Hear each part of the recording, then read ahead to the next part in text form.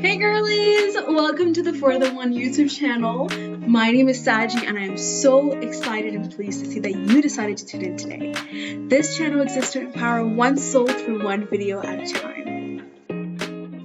So you may have noticed something slightly different about the attire today, honey. It's giving Buckingham Palace, alright? I'm just kidding. So obviously I am vested in my full, crown today and my more fancy earrings. Yes, you guessed it. Today, I'm going to be sharing my pageant journey and how I actually became Miss Ottawa 2023, what the process was like, and how you can also become the next Miss Ottawa 2023, honey. All right. So today I am jubilated, that is not a word, but I'm so excited because it's almost been a year. As we're talking, today's December 30th, 2023, but it's almost about to be a year when I decided to actually send my first application to my first competition. And now that we're here, I'm like, yeah, God did it. Okay, God did it. All right, honey. So without further ado, let's talk, let's chat, let's get into it.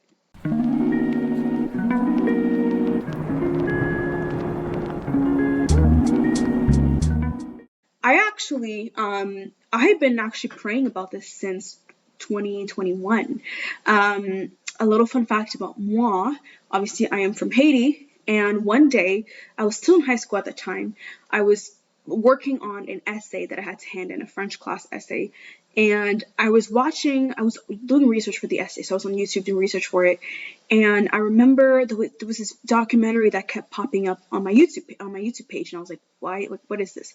The title of the documentary was called Operation Toussaint, and just the name Toussaint, obviously Toussaint Louverture, he was an important figure in the Haitian Revolution and stuff like that, and so the name sounded very familiar to me, and so. But I was just like really curious about it. And so I clicked on that video, and it was a documentary that was detailing sex trafficking in Haiti.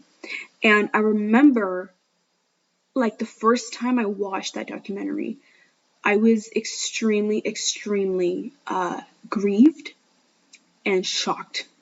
And I remember just feeling numb, like, as I was watching it, because I just felt like, oh my goodness, like, this stuff is happening in my home country, in Haiti.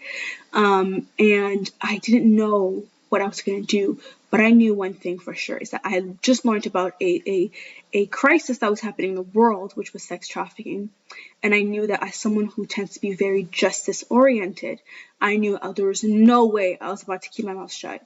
And so as soon as I learned about it, I began to I prayed to God about it, and I told God, I said, God, I am not going to be quiet. I will shout this to the rooftops. I will tell people what this problem is. I was not kidding you guys. The week of, I went back to school during lunch break. I was just hanging out with my friends, and I began to tell them, like, yo, did you know this was happening? This number of people, 2 million, over 2 million kids are trafficked, whatever. And I just began to just give them all these statistics and stats, because I was alarmed. I was really scared just hearing about all the stuff that was happening. And so I just decided, you know what, like, I am not going to be silent on this. And so that was actually the beginning of my journey. I did not know it at the time. I did not see a crown and all this stuff. That just came later, but that was the seed. It was a heart of justice. It was a conviction. It was what I knew my purpose was, which was to speak for those who cannot speak for themselves. Like, that's what God had called me to be. And so a few months go by, and cut to about fall of 2021. I graduated high school. Things are great. I'm like fueled with purpose. I'm excited to, like, live a life of destiny and purpose. And I was actually listening to a podcast. It's shout out to Sadie Robertson. It was during her Elo Sister conference.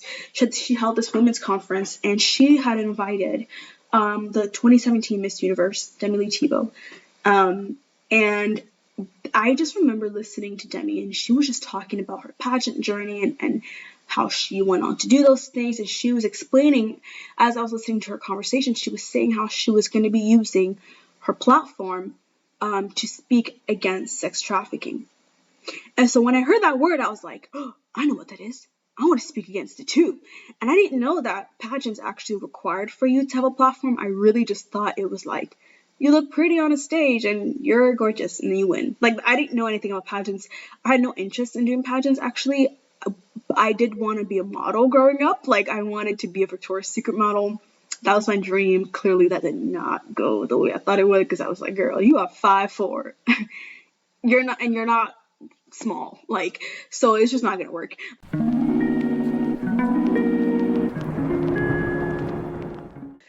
Okay, like I have some experience modeling, and I love it. I'm a public speaker, God has given me a gift of speaking. So why don't I take my love, and I love fashion as well. And my mom really did a good job at just teaching my sister and I how to dress. She's a fashionista herself. She's amazing. So her influence on me really gave me this heart for fashion, for beauty and makeup and stuff like that. And so I was like, why don't I take that and my love for justice and speaking and righteousness, and why don't I put them together and you have a pageant baby? That's what that is.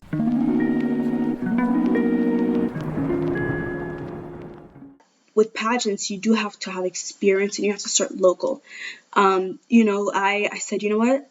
I'm a fellow Ottawian. I live in Ottawa. So why don't I start looking for something that's more local? There's probably some sort of Miss Ottawa competition out there. And I started looking on my campus. I was like, you Ottawa Miss Pageant, Miss Pageant, Miss Ottawa, competitions. I was looking at things in Ottawa and I couldn't really find much. I did find Miss Canada. So I said, okay, I can represent Canada. And, I started doing research, and I actually had to wind down my research of sex trafficking. I was no longer looking at it in America and in Haiti. I actually began to do more research on it in Ottawa and Ontario specifically, like what's happening in Ontario. And I was shocked at just the horrendous crimes so many women are taken advantage of in our own cities, and it's so scary. But so I really began to do research in my city, locally in Canada, even to see if there were any competitions. So I didn't find any universe stuff, but I actually found Miss World. And I found the company that ran Miss World in Canada, and I said, okay, this is decent. I did research on the company. I was like, okay, I could do that. And I looked at the company, and I was like, okay, I just had my eye on it. I even looked at Miss Universe, and I began to do research. I said, okay, like, let me just write down even the amount of money I need to have to apply. And I wrote everything down because I wanted to be ready. When the opportunity came, I wanted to be prepared, honey. So sure enough, I don't know why this came to mind, but I kept having the application. Like, I found the application, and I didn't know if it was time yet to, like, send it out. Because it's like, I had to ask God, like, okay, like, do you want me to do this now? Because I didn't know. I didn't want to rush God's timing. But it had been a year at that point, almost a year, that I knew what I wanted. And so I told God, I said, okay, well, you know what? Like, you were going to have to speak to me. And he just kind of put a piece in my heart. He just told me, like, there's no harm in applying. Like, it doesn't hurt to apply. You'll be okay. Like, just apply. And it was at that very same place on my university campus, on my cafeteria. I sat down after eating, and I pulled out my laptop, and I started answering all the questions.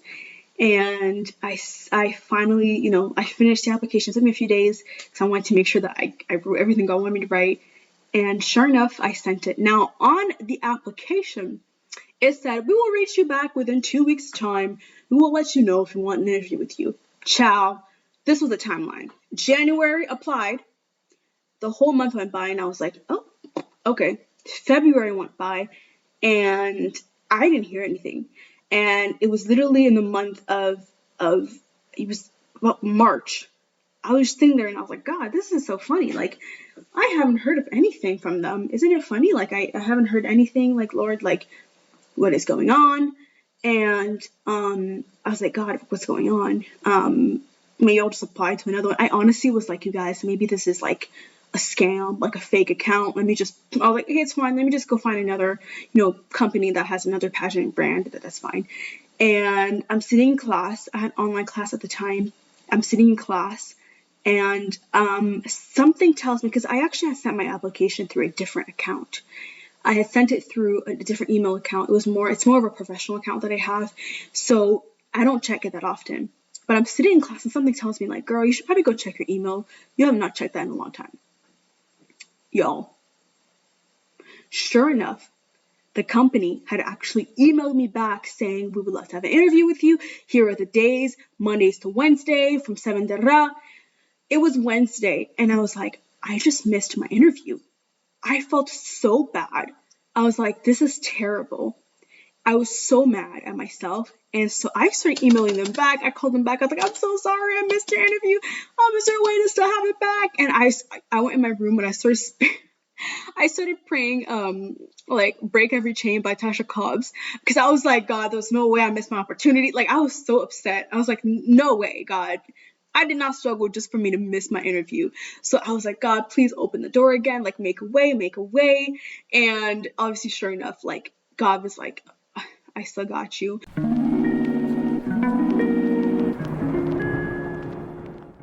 I did the interview. It was great. And the thing about the interview process is that interview is great, but while I'm like doing the interview, while I'm starting this process, I begin to doubt. And what's crazy is that this was something that I had for so long wanted, but I didn't take it as seriously as I should have. And I remember, I'll never forget this. I finished the interview, and my sister, I call me, and I tell anybody, this is something about me, I'm very private. I just do decisions that I make, and I know it's a bad trait to have. I think sometimes having this spirit of independence can be bad, but I do not care. I'm sorry, I did not tell anybody because I didn't think, I don't know, I just didn't think that. Sometimes I feel like people don't want things as bad as I do. I'm like, I'll just take it for myself. Y'all don't really care. I'm not saying you guys don't support me, you do, but you don't take it at heart as I do. So I'm like, I'm not gonna, like, I'll just do it on my own. Like, and that's a lack of wisdom, because sometimes God absolutely sends people in your life to support you in their ways, things that you don't see ahead of time. I just remember, like, just sitting and just finishing the interview, and she told me, the lady was like, yeah, we're gonna email you within a few upcoming days, let you know. And I finished the interview, and I kid you not, like, I'm walking home. I lived close to my campus, and my sister calls me, and she's like, yeah, I just had a dream. I had a dream that, I gave birth to a baby, but it was plastic. It was a doll, and I didn't know what to do with it. I didn't care about it. And she was saying, like, I feel like this dream is talking about taking your purpose seriously. And I'm so convicted, you guys. I'm like, ooh, yeah. Because I cared, but there was something that was now, like, numbing me, where I almost didn't believe it was real. Just like the birth was happening, where she had birthed this baby. And ooh, I'm back in my preaching bag now. I'm about to, every time I sit, I'm like, I'm not gonna preach, I'm just gonna chill. I feel the wind in my back again. The baby was born, but it was a doll. It was plastic. Plastic symbolized a sense of superficiality, something not being real, right? So if you have a plastic doll, it's not real. And so in that moment, the way I think the Lord wanted me to interpret it at the time was like, you're actually giving birth to purpose, but you're not taking it seriously. This stuff is real life. It's not a joke. It's not a joke. And I don't know what it was, but it was like this weird imposter syndrome. And I deal with it now in other areas of my life as well, even in my pageant exploits and things that I do at my school. Sometimes I do deal with that, where it's this feeling of like I know I should care, and I do, but it's like, this is bigger than me. So I almost like just tap out. And I kind of had that mentality at that moment, and it took everything in me to not deal with it. I mean, there were times where after the interview, I was like, I'm just not gonna do this anymore. Like, but I'm spoiling stories. But yeah. So she told me that dream, and I was like, whoa. Like, so this is a warning to all of us to take our calling seriously. Don't doubt. The enemy loves to play with your doubt. Like, don't doubt. Take your calling seriously. For me, I didn't really, because I chose to do it on my own, I didn't have the support that I should have had if I wanted to really have my full success in that. I kind of dipped my toes in it, and that was it.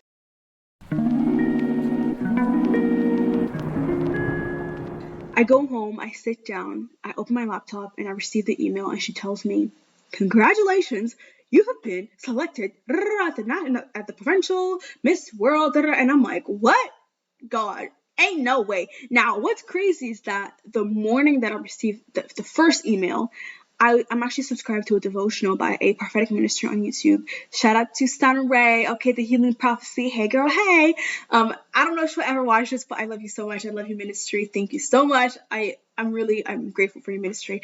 But anyways, Sunray's channel, child, she has devotionals that she sends out every morning.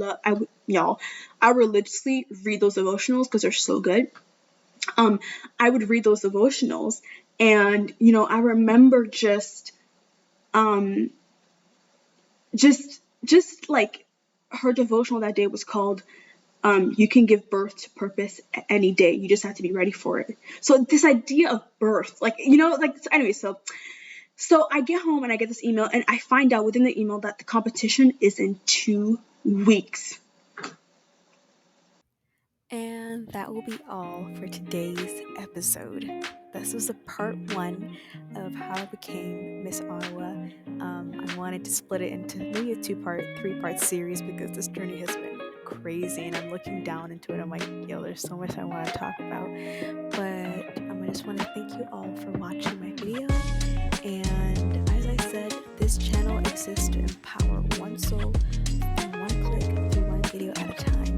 So if you have not done so already, and if you already want to be encouraged by this video, please make sure you click subscribe so you get notified, and click the notification button so you get notified